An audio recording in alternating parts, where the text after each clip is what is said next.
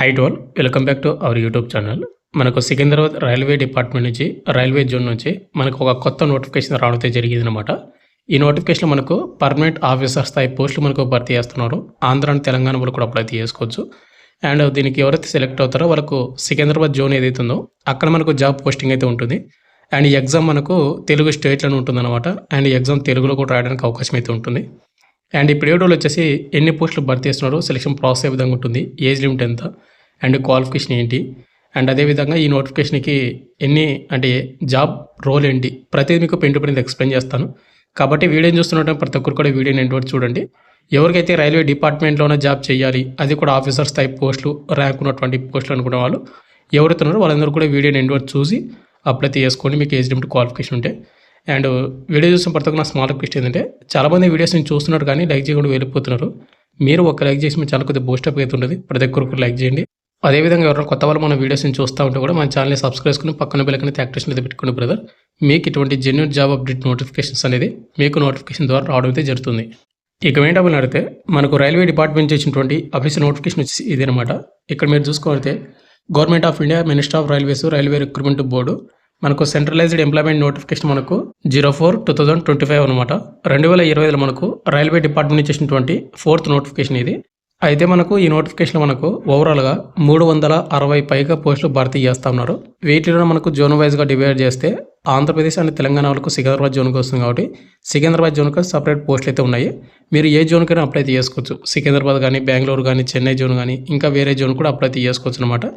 And ఇప్పుడు video వచ్చేసి ప్రతి చెప్తాను, వీడియోని ఎండ్ వరకు చూడండి బ్రదర్. అండ్ వీడియో చూస్తున్నటువంటి ప్రతి ఒక్కరు కూడా ముందుగా ఒక లైక్ అయితే తెచ్చుకోండి.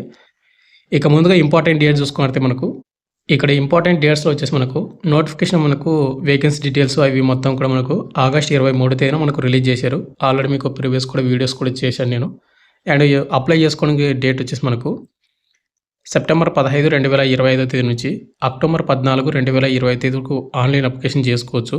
అండ్ అదేవిధంగా మీరు అప్లై చేసిన తర్వాత పేమెంట్ చేసుకోవడానికి అక్టోబర్ 16 వరకు టైం అయితే ఇవ్వడం అయితే జరిగింది. అండ్ ఎవరైతే ఈ నోటిఫికేషన్కి అప్లై చేసుకుంటారో వాళ్ళకు ఎడిట్ ఆప్షన్ కూడా ఇవ్వడం అయితే జరిగింది. అక్టోబర్ 17 నుంచి అక్టోబర్ 26 వరకు ఎడిట్ అయితే చేసుకోవచ్చు. ఇక నెక్స్ట్ మనకు స్క్రాప్స్ని ఎవరైనా పెట్టుకోవాలనుకుంటే కనుక అక్టోబర్ 27 నుంచి అక్టోబర్ 31 వరకు వాళ్ళ డీటెయిల్స్ అయితే ఇవ్వాల్సి ఉంటుంది అనమాట. అంటే మనకు స్క్రాప్స్ అంటే ఎవరైనా ఫిజికల్ హ్యాండిక్యాప్ట్ వాళ్ళు, ఎగ్జామ్ రాయలేని వాళ్ళు ఉంటారు కదా, హ్యాండ్స్ లేని వాళ్ళకనమాట వాళ్ళు స్క్రాప్స్ అంటారు. అంటే మనకు ఆన్లైన్ అప్లికేషన్ మనకు సెప్టెంబర్ 15 ఈ రోజు నుంచి ఆన్లైన్ అప్లికేషన్ స్టార్ట్ అవుతుంది. అక్టోబర్ 14 వరకు అప్లై చేసుకోవచ్చు. అక్టోబర్ 16 వరకు అప్లికేషన్ ఫీజు అయితే చేయొచ్చు అనమాట మీరు. ఇక నెక్స్ట్ మనకు రిక్రూట్మెంట్ ప్రాసెస్ అనమాట. సెలక్షన్ ప్రాసెస్ విషయానికి వస్తే మనకి ముందుగా వచ్చేసి సింగిల్ స్టేజ్ కంప్యూటర్ టెస్ట్ అయితే ఉంటుంది అనమాట, సిబిటి టెస్ట్. తర్వాత మనకు సిబిఏటి టెస్ట్ అయితే ఇంకొకటి అయితే ఉంటుంది. ముందుగా కంప్యూటర్ టెస్ట్ ఎగ్జామ్ అయిపోయిన తర్వాత మనకు సిబిఏటి మళ్ళీ కండక్ట్ చేస్తారు. తర్వాత డాక్యుమెంట్ వెరిఫికేషన్, తర్వాత మనకు మెడికల్ టెస్ట్. ఈ మెడికల్ టెస్ట్ అయిపోయిన తర్వాత మనకు ఫైనల్ మెరిట్ లిస్ట్ అయితే రిలీజ్ చేస్తారు.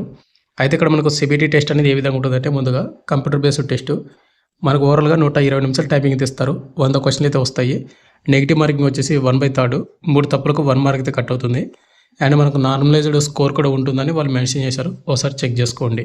ఇక్కడ ఎగ్జామ్ ప్యాటర్న్ చూసుకున్నట్టయితే మనకు ఓవరాల్గా 120 నిమిషాలు టైం కదా, మనకు ఎనాలిటిక్ అండ్ మ్యాథమెటికల్ క్యాపబిలిటీ నుంచి 60 మార్కులకు క్వశ్చన్లు అయితే వస్తాయి.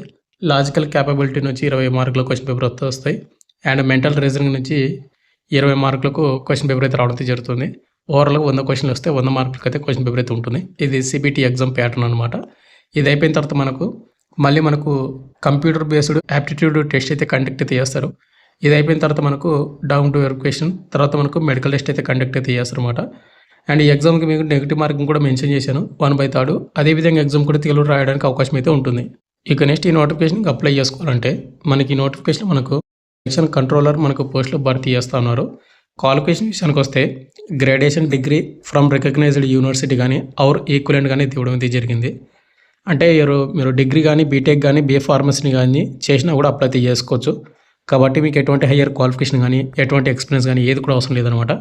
ఎవరైతే డిగ్రీ కానీ, బీటెక్ కానీ, లేదంటే వాటికి ఈక్వలెంట్ సబ్జెక్ట్ అంటే క్వాలిఫికేషన్ ఉంటుందో, బిఏ ఫార్మసీ చేసినా కూడా అప్లై చేసుకోవచ్చు అనమాట మీరు. ఇక నెక్స్ట్ మనకు ఏజ్ లిమిట్ విషయానికి వస్తే కనుక మనకు జనవరి 1, 2026కి మన ఏజ్ అయితే కౌంట్ అయితే చేస్తూ ఉన్నారో ఆ డేట్కి అయితే ఉండాలి. ఇక్కడ మనకు ఏజ్ లిమిట్ చూసుకుంటే మనకు మినిమం అనేది 20 సంవత్సరాలు అయితే ఉండాలి. మ్యాక్సిమం 33 సంవత్సరాలు అయితే ఉండాలి. ఇక ఎవరైతే ఎస్సీ అంటే ఇది 20 నుండి 33 సంవత్సరాలు అనేది యువర్ అండ్ ఈడబ్ల్యూఎస్ క్యాండిడేట్ వాళ్ళు మాత్రమే. ఇక ఎస్సీ ఎస్టీ వాళ్ళు వచ్చేసి 38 వరకు అప్లై చేసుకోవచ్చు. ఇక ఓబీసీ క్యాండిడేట్ వాళ్ళు వచ్చేసి 36 వరకు అప్లై చేసుకోవచ్చు. ఇక్కడ మీకు కేటగిరీ వైజ్ కూడా మీకు date of birth upper cut off అయితే పెట్టడం అయితే జరిగింది. ఒకసారి చెక్ చేసుకోండి మీరు. ఇక నెక్స్ట్ మనకు ఎగ్జామినేషన్ ఫీజు ఈ నోటిఫికేషన్కి అప్లై చేసుకోవాలంటే అప్లికేషన్ ఫీజు కూడా ఉందన్నమాట.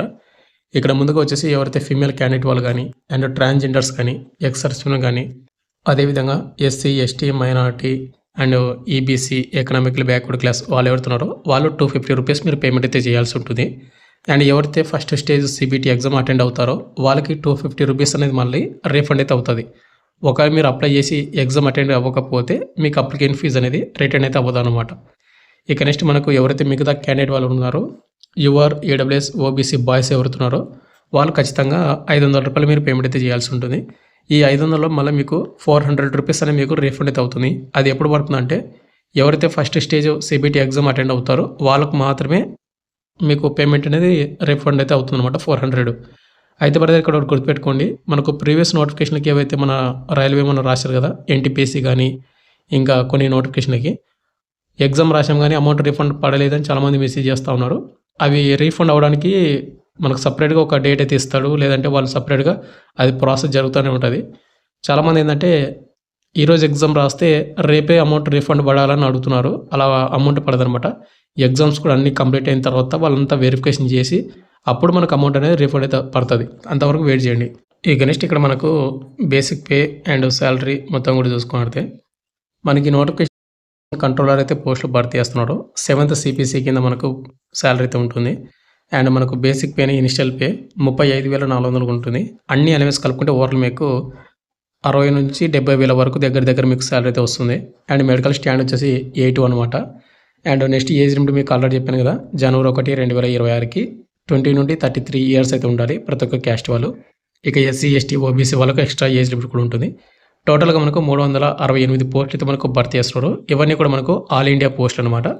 మన జోన్ వైజ్గా మళ్ళీ మనకు వేకెన్సీ అయితే డివైడ్ చేయడం అయితే జరిగింది. ఇక ఫైనల్గా వచ్చేసి మనకు జోన్ వైజ్ వేకెన్సీ డీటెయిల్ చూసుకుంటే ఇక్కడ మనకు అహ్మదాబాద్కి వచ్చేసి 15, అజ్మీర్కి 30 అండ్ బెంగళూరుకి వచ్చేసి 24, భోపాల్కి వచ్చేసి 4 అండ్ 2, అదేవిధంగా భువనేశ్వర్కి వచ్చేసి 17, బిలాస్పూర్కి వచ్చేసి 27, అదేవిధంగా చండీగఢ్కి 7 అండ్ చెన్నైకి వచ్చేసి 5 పోస్టులు మాత్రమే. ఇట్లా చాలా రకాలైనటువంటి ఉన్నాయి. ఇక్కడ మనకు ముంబై జోన్కి వచ్చేసి 1 24, 1 18, 1 2 పోస్టులు అనమాట. అంటే ఇక్కడ మీరు చూసుకోవచ్చు SCR, WR, CR అని. ఇక నెక్స్ట్ అదేవిధంగా మనకు సికింద్రాబాద్ ఏపీ అండ్ తెలంగాణ వాళ్ళకు వచ్చేసి SCRకి వచ్చేసి 18 పోస్టులు అండ్ ECORకి వచ్చేసి 7 పోస్టులు అయితే భర్తీ చేస్తున్నారు. అండ్ తిరువనంతపురంకి వచ్చేసి 19 పోస్టులు. ఇట్లా మనకు జోన్ వైజ్గా డివైడ్ చేయడం అయితే జరిగింది. ఓవరాల్గా మనకు 368 పోస్టులు అయితే భర్తీ చేస్తున్నారు. అయితే బ్రదర్ ఇది సెలక్షన్ కంట్రోలర్ అనే మనకు ఫస్ట్ నోటిఫికేషన్ అనమాట. మనకి ఇంత ముందుకు అసలు నోటిఫికేషన్ అయితే రాలేదు. ఇక ఫైనల్కి వచ్చేసి ఇంత బ్రదర్, మీకు ఇంకేమైనా డౌట్ కింద కామెంట్ తీయండి. మీరు అప్లై చేసిన వెబ్సైట్ లింక్ కింద డిస్క్రిప్షన్ తీస్తాను. ఆ లింక్ క్లిక్ చేసుకుని అప్లై చేసుకోండి. మనకు ఆల్రెడీ ఆన్లైన్ అప్లికేషన్ మనకు ఈ రోజు నుంచి స్టార్ట్ అయింది. October 14 వరకు అప్లై చేసుకోవచ్చు. అండ్ మీకు నోటిఫికేషన్ కావాలంటే మన టెలిగ్రామ్ గ్రూప్లో పోస్ట్ చేసి అక్కడ పిన్ చేసి పెడతాను. మీరు అక్కడ నుంచి డౌన్లోడ్ చేసుకోండి. Thank you.